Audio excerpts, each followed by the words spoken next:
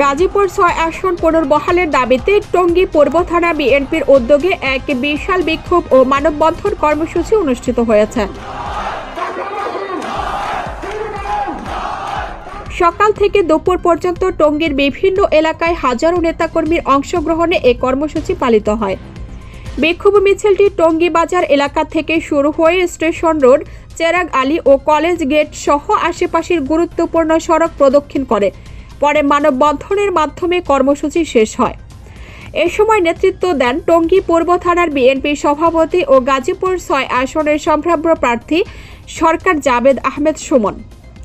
তার সঙ্গে বিএনপি ও সহযোগী সংগঠনের বিভিন্ন পর্যায়ের নেতাকর্মীরা উপস্থিত ছিলেন।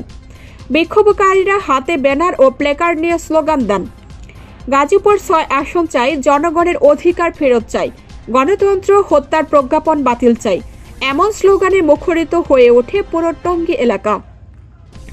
উল্লেখ্য, সম্প্রতি নির্বাচন কমিশন গাজীপুরের নতুন একটি ৬ষ্ঠ সংসদীয় আসন সৃষ্টির প্রজ্ঞাপন জারি করে, কিন্তু জামায়াতে সমর্থিত এক প্রার্থীর রিটের প্রেক্ষিতে হাইকোর্ট তা বাতিল করে দেয়। এই সিদ্ধান্তের ক্ষোভে ফেটে পড়ে স্থানীয় বিএনপি ও সাধারণ জনগণ।